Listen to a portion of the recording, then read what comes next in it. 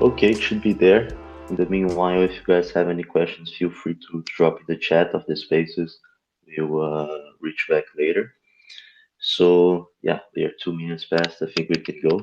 So hey everyone, GM. First of all, thanks for joining. Or in case you were listening to the record, also be welcome. Thanks for being here today. We are we are here, everyone together for a very special reason. That's the token holder update Q1 2023. So the first one of this year. Now that we are almost in the end of March, right? What a year. So the first 4 months are already gone. So it's time to give an update about GME arcade and a lot of stuff behind the arcade accounts today. It's Johannes or JVS. I'm the community and social manager of GAMEE. You can always find me around here on Twitter or discord.gg/GAMEE. It will be a pleasure to chat in case you have any questions, doubts, want to know more about arcade. Feel free to reach out. Today we have Bozena, a very special guest, very special speaker, the CEO of GAMEE, that will be taking a few questions about the future of GME token, a little bit about the developments of arcade for the future, also a little bit of the accomplishments we have last year in these last 6 months or last year. So thanks, Bojana, for coming today. It's a pleasure to have you. How are you doing? All good? Thank you. Hi, everyone. I'm really excited to have opportunity to talk to you today. As Johannes said, it's been 3 months and they have been quite intense. So excited to share everything that's going on with you. Amazing to hear. I hope everyone is also excited to hear a little bit more. We have been teasing everyone a little bit about the developments of arcade. I can't promise Bojana will be revealing a lot of it today, but at least we can update a bit of the current state. So let's kick off. Let's not lose time. Let's start talking about arcade, of course, the flagship of gaming, the reason why everyone is around, I guess. So arcade achieved the record growth in key metrics like last year, numbers, engagement, partnerships. For people that follow us on Twitter, we are always like retweeting and liking very good content from places like Polygon Daily, Deperator, that are constantly sharing some of these achievements. So, could you elaborate on the factors that contributed to this growth, and what are the steps we are taking to sustain it in the future? So, for the next months, how are we gonna keep growing like we did last year? Yes, absolutely. Happy to do that. So Arcade had a tremendous last year in terms of, and it was always our focus to bring a lot of players from Web 2 to Web 3.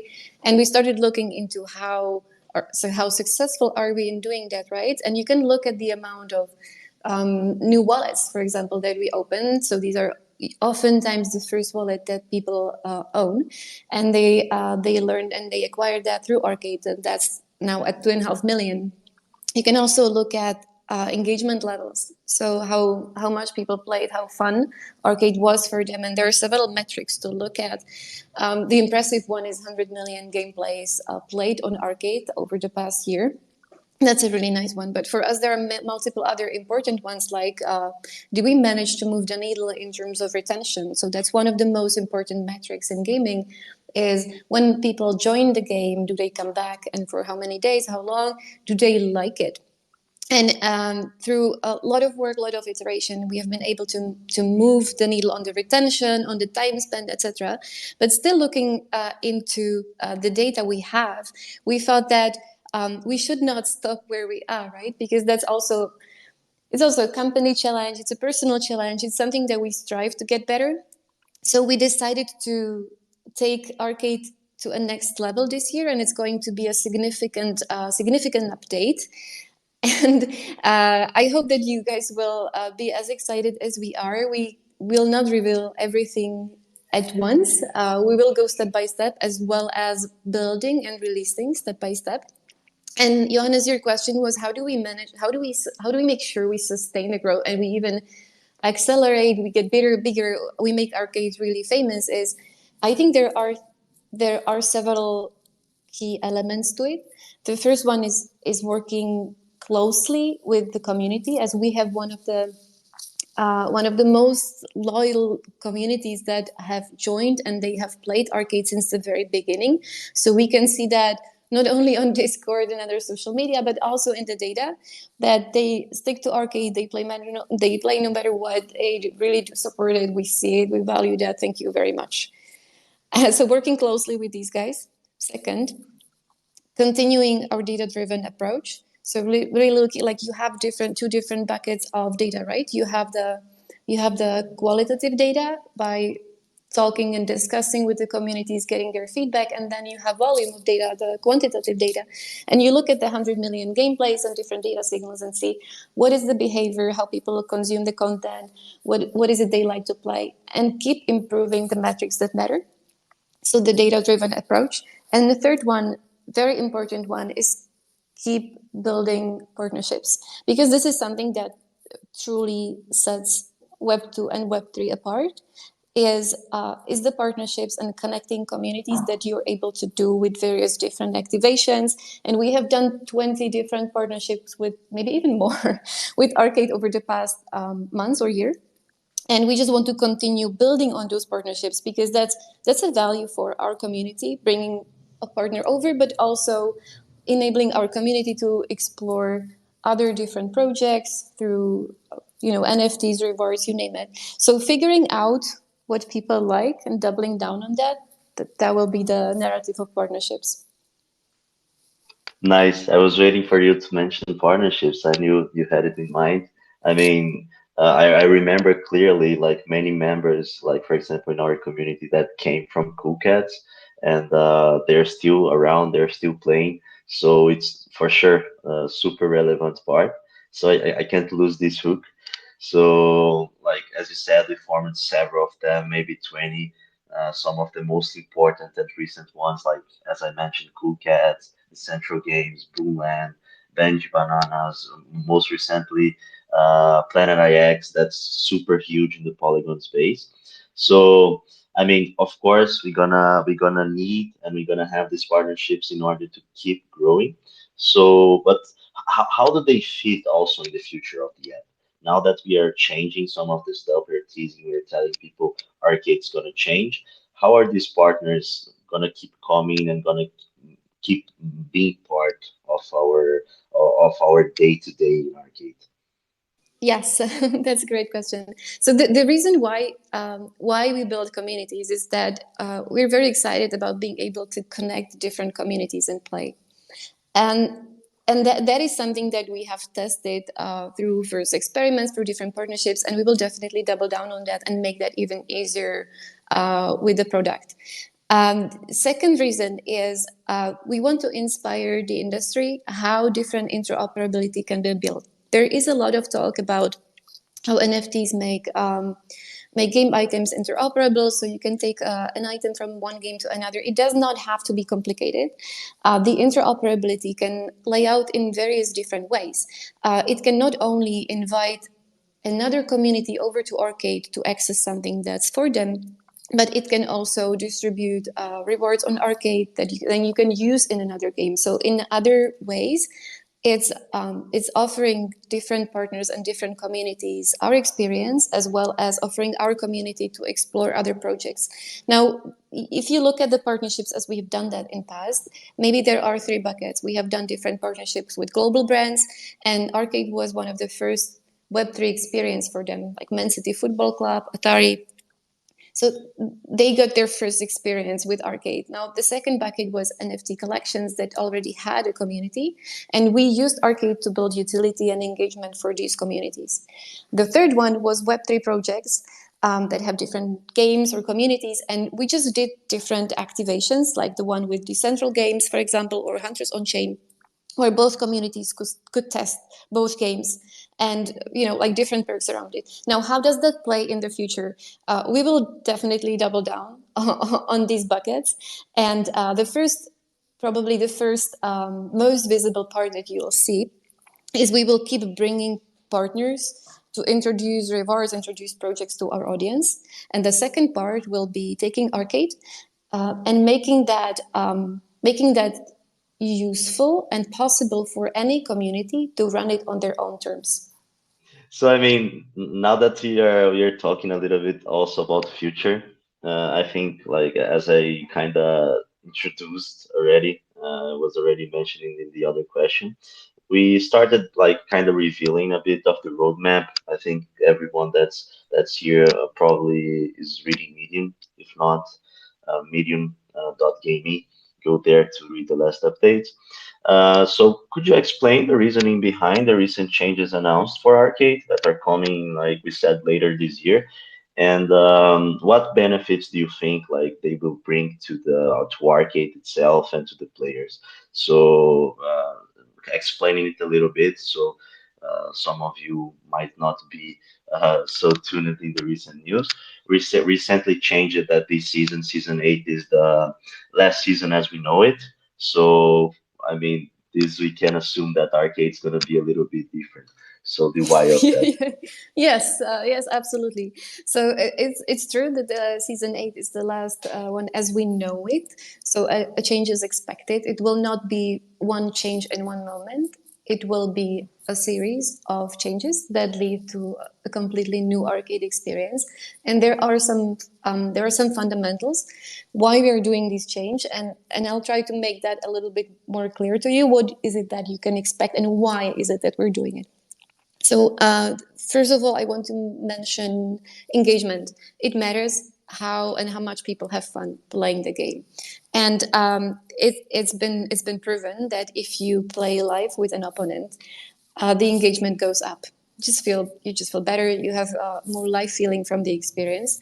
So one of the first updates that you'll see on arcade is that the games will turn into a turn-based live multiplayer. So that maybe does not sound like a big deal, but when you will be playing, you will see it does matter a lot. So that's the first one. The second one stems from the learning we had with arcade last year, as one of our missions is to take step by step casual gamers from Web 2 space and introduce Web 3 to them.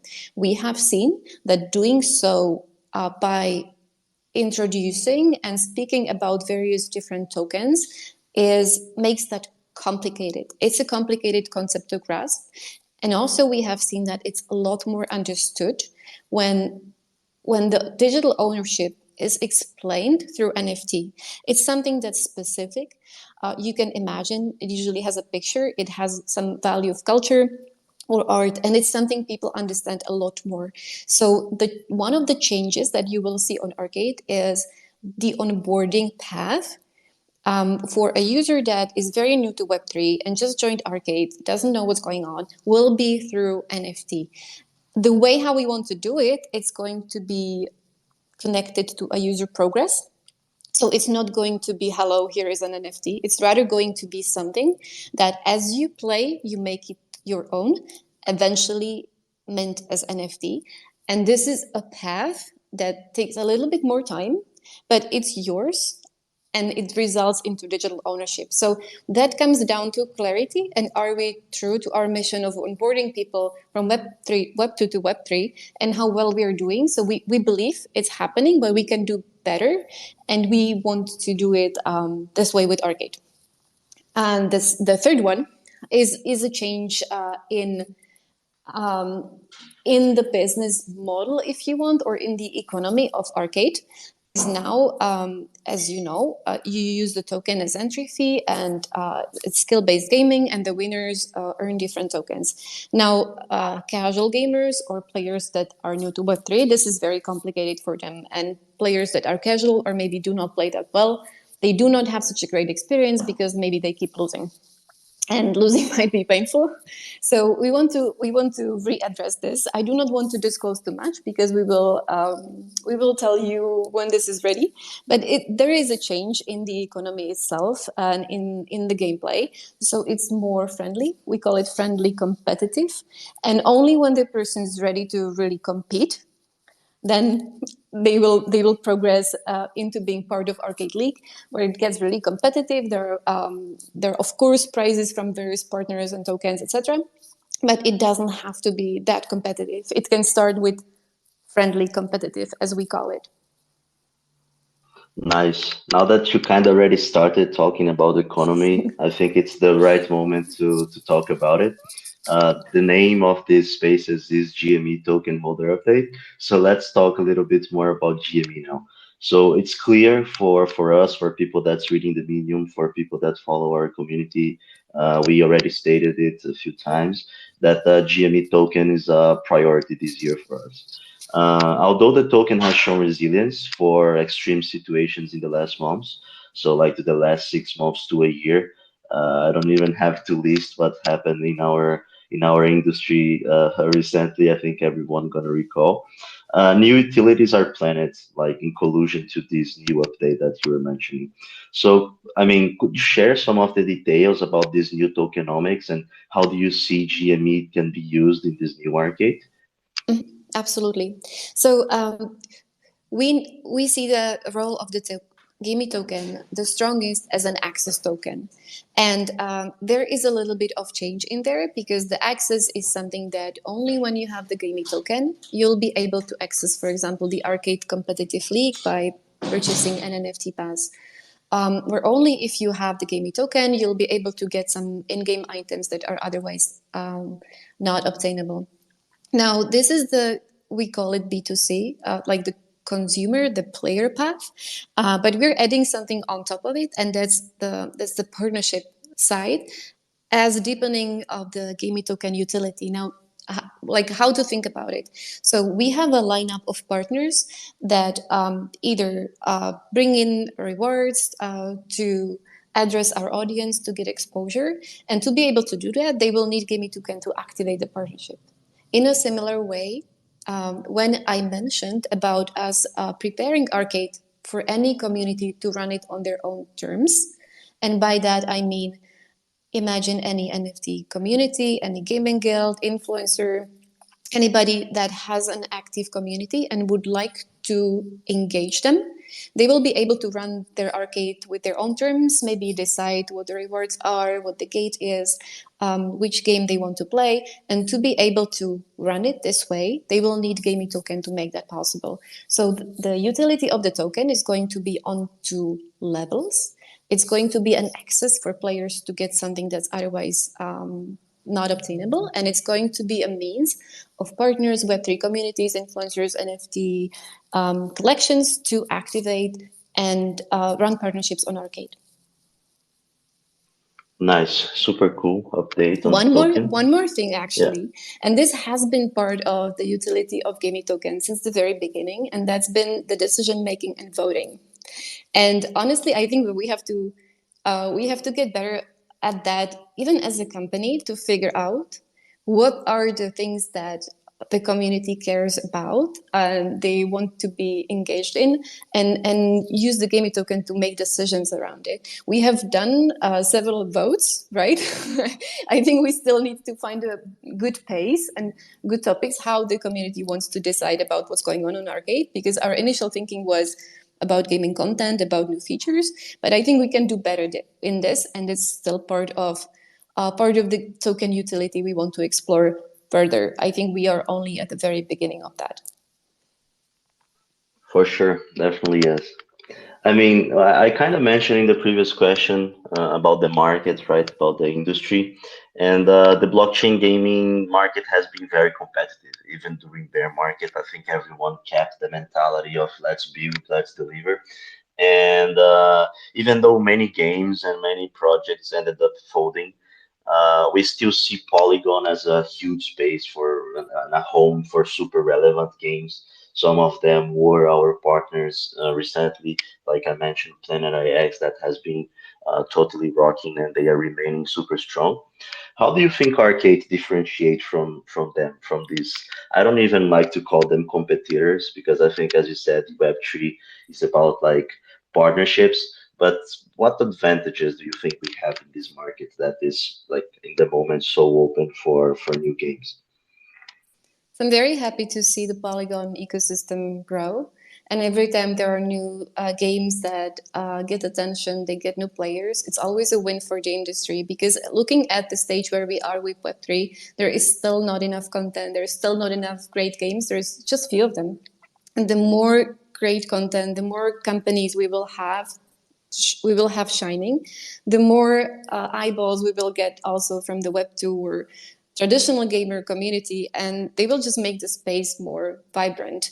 So exactly as you say, I think it's still too early to speak about any real competition, as we're still at a time where we're building and making the space bigger together. Cool. Nice, amazing. So I also mentioned like about the bear market last year, like 6 months, all that crazy stuff. So now it's time to look in the back, in the past. And Arcade is almost completing like 2 years since the launch. So I think it's by itself an amazing accomplishment for GameE, for you, for Arcade, for all the players. It's something we talk all the time in the community, how resilient we managed to be and how we were changing based on the waves of the market. So I think it would be nice for you to share some of the key learnings that you gathered like these 2 years for other project builders for the community. I think everyone is going to be super happy to hear about it. Yes, yes, of course. So I think the Web3 gaming is still a massive playground that's not really explored. So there are so many creative opportunities how to build something that was not possible before. Now that we have an option to give people digital ownership and prove who owns what and build on top of it. I think one of the biggest learnings for me personally, and I think it's easy to get down the rabbit hole and get excited about the tech and explore the newest, evolutions and the newest trends, and you go deeper and deeper until a point where you realize you're so far from the general knowledge where the 3 billion gamers are, that you create a massive gap in understanding. And it's just very, very hard to bring somebody new when you're so much down into the rabbit hole. So the really the learning here is not about having a technology and being excited about it and asking yourself how can you use it. It's rather what is it that people would like to do, what is it they would like to find enjoyable, and how can you make that happen with it. Yeah, it's working. Yeah. It's working. Okay, cool. So I hope you could hear me. So it's really about thinking how you can achieve how you can achieve that with the technology rather than the other way around. So we're not getting too far away from the mass gaming audience, and there is a chance to make our space bigger by making it clear, by making the motivation understandable, by making the content appealing and not just too techy, too nerdy, too complicated. Okay, so finally, I think we kind of you were responding it over the questions a little bit at a time, but as a kind of final message, let's say for this update, could you tell us more about the company's vision for the future? So, GameE's vision for the future, and what role do you see like us playing and shaping in the Web3 or mobile gaming industry in the years to Mm-hmm. come? Mm-hmm. Well, I think this nicely connects the past, present, and the future together. Is something that we like an idea we started GameE with about 10 years ago. So we looked at the mobile gaming industry and casual mobile games, and we saw that like we were looking for an answer. How can you build a community of players across series of games? So you would not have one game and then people would leave and do not come back. How can you build something that lasts over a longer period of time, and you build community that enjoys series of content and they stick together and they connect? So that was an idea that we had 10 years ago. And we were looking to solve this or to bring the solution through different ways, like making the platform social, different gamification layers. And there was a point of time where we started thinking, okay, maybe we can bring something on top of it. And that was the blockchain technology. And we thought, okay, maybe the glue that makes people connected and excited and stay together, this is the digital ownership, right? This is something that belongs to them. They can take the stuff from one game to another. And that takes us from the past into present. And what do we want to be as a company in future is really, I like to think of Arcade as the arcade of blockchain, where gamers, brands, Web3 projects, communities meet and play. And we're doing all of our actions that we do, like launching content, building partnerships, working on interoperability. Wow, I just disconnected on the future. I'm back. What was the last? What was the what Okay. was the last thing you heard? Nah, I think it's crashed for like 1 second. Like it wasn't much. None of it. Nah, we could hear like most of it. Like 1 second. I think you can keep going from All where right. you were. Okay. So as I said, I'd like to think of Arcade as the arcade of blockchain, and everything we do, we're thinking how to make that possible. So gamers, Web3 projects, brands, they can connect and play, and they just can enjoy themselves. So everything that we will do this year, all of the launches, different partnerships, or even making Arcade playable and customizable for communities is taking steps to be closer to that vision. And I hope you see it. I hope you like it. I hope you stay with us.